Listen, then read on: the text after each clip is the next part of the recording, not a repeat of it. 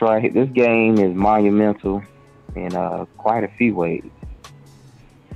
You got the AB Antonio Brown fiasco that's going on this week about him making a comment of wanting to be traded, and then he missed practice following practice.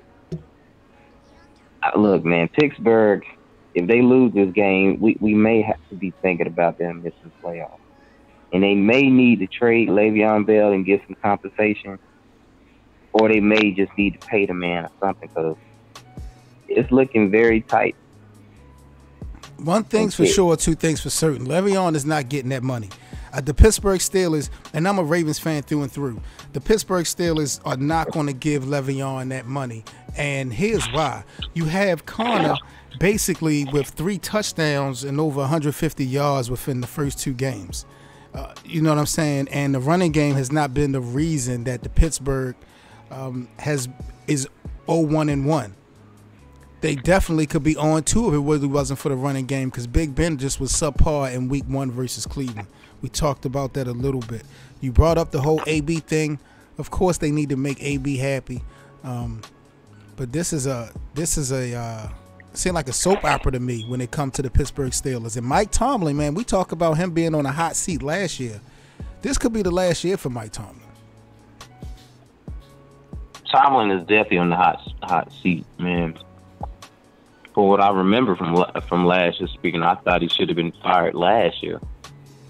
Actually, for the last couple of seasons, but here we are again, and Tomlin is in a situation where he got to pull out and try to get some wins going. But look, man, Ben is not getting any younger. It's like he's aging a year after each game.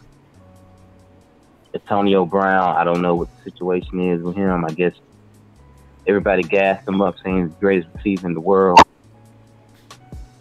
It's man, it's so much going on in that organization. And you got the Le'Veon. Yeah, I agree with you. Le'Veon is not going to get paid. He's not going to get paid. Yeah, he wasn't going to get paid coming to the season. And now you sitting out and you making rap albums. I mean, they just not going to pay this guy.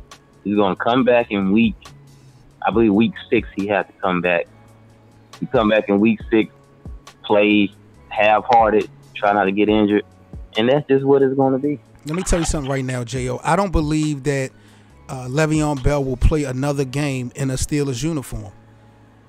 When we talk about sports throughout history and just being a grown man, one thing that we don't do is talk about each other's pockets. We're not really supposed to be focused on each other's money. And some of the comments that his teammates had when it came to him and this holdout, to me, was really out of pocket, out of bounds. If you somebody, a former player, or, you know, everybody got an opinion, but for you to be a teammate and you know a lot of this NFL money is not guaranteed, for them to come out publicly with their opinions, and, you know, they know Le'Veon holds it down when he's on the field. I thought it was real disrespectful. I just think the chemistry is just not going to be there. Like you said, man, there's too much up and down going on in that locker room. I think we've seen the last of Le'Veon. And like I said, Connor's doing a pretty good job at running back, so there's no need at all for them to give Le'Veon more money. Well, first of all, I think you might need to be drug tested for saying there's no need when they sit here on 2. Wow. But another key component to this Pittsburgh situation is that a lot of people is not really thinking about who was the only guy that spoke up for Le'Veon Bell while he was getting thrown under the bus by teammates. Well, I haven't seen anybody. I haven't seen a lot of people publicly taking up for him. Well, I'm gonna give you the answer. The answer is Antonio Brown. Antonio Brown sent him a tweet or an Instagram post and was like, yo, we waiting on you. Whenever you get situated, you know, it's back to the same old. And now look who's having trouble with the organization and his teammates. I think Antonio Brown is kind of sensing that the coaches and players is trying to, I want to say like in basketball, ice him out, not trying to let him get spotlight, get him some touchdowns on the 1-yard line. So I just think that's just something I think people has overlooked. Now check this out, J.O. We're talking about, what, 48 for 61, 819 yards, 8 touchdowns, and 1 interception. This is Fitzpatrick's Fitzmagic stat line through the first 2 games with Tampa Bay. How long can Fitzpatrick hold this thing up, man? And will we see Jameis Winston as the Tampa Bay quarterback before the year's out, man? Winston will get his job back because I'm not a believer in Fitzpatrick. I mean, I've seen this Fitzpatrick for a decade now. He always have games where he just look like, he's a legitimate good quarterback in the NFL, starting quarterback. Thank you. But then when times get tough, I can recall they needed last game of the season when he played for the Bills. If they would have won that game and made the playoffs, he was horrific. He got a lot of talent playing with him. So that's kind of elevating him as a player. But now, I mean, he's like a he's like a media darling now because now he's seen cool. He got his Conor McGregor look. He's swagging.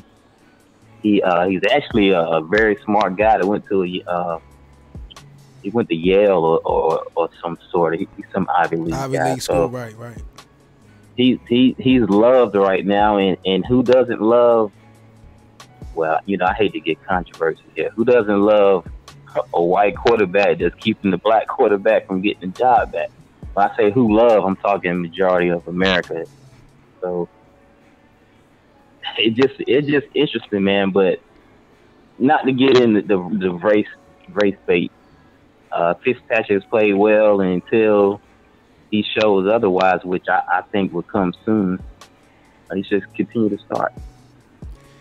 You are now rocking with the best people. This is the Best of 7 Sports Talk with Seven Mitchell and J.O. We talking NFL Week 3 predictions. Pittsburgh Steelers versus the Tampa Bay Buccaneers going down Monday Night Football.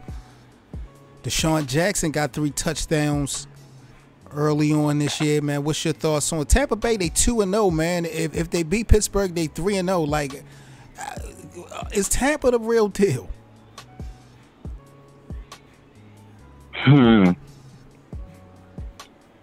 They are offense. I mean, the defense is still something that we got to keep an eye on.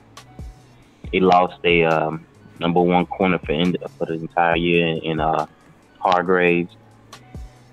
So, I mean, I don't know, man. They're a fun team to watch. Deshaun Jackson, I mean, this guy's been in the league.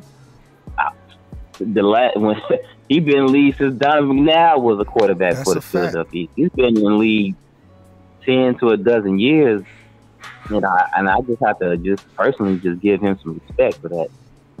But you still have Mike Evans, who some may have him in their top 5 receivers.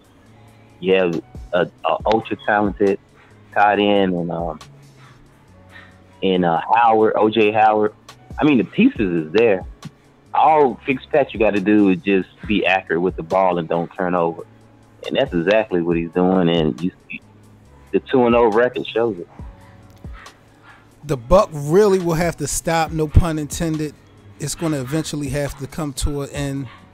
I'm not quite sure that Pittsburgh can get it done, man. They just got too many things internally going on with the Steelers for me to feel like they can go and be a momentum breaker, especially beating Tampa Bay. So I'm going with Tampa Bay over the Pittsburgh Steelers. Who you got as the win? I'm going with Tampa Bay as well. Okay. They're tight-knit group, man. That's what it is, man. It's the Best of 7 Sports Talk, T7M Radio live stream. Subscribe to the channel. Y'all hit that like button. Make sure y'all share the video. Links are in the description box, people. If y'all want to join the Facebook debate group, man, the Best of 7 Sports Talk, make sure y'all join the debate group. If y'all would like to tip the live stream, donation links are in the description box, man. We thank each and every one of y'all for y'all support. Brooklyn is in the building. Brooklyn said he feel like Tampa Bay is going to miss the playoffs. The NFC is too deep. So he think the Bucks is going to pull a choke job. Tough. I may agree with him, but I also would say they can win it too. All right.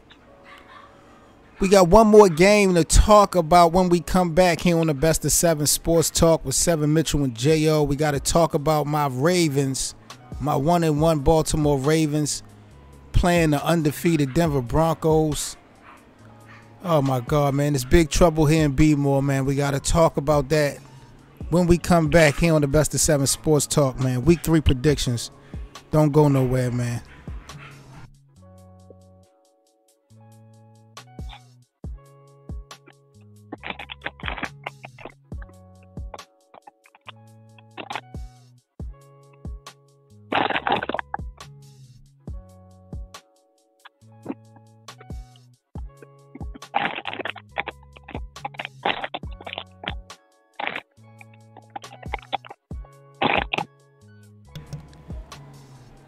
T7M Radio live stream, man. It's the Best of 7 Sports Talk with 7 Mitchell and J.O., man. We rocking and rolling right now, man. NFL Week 3.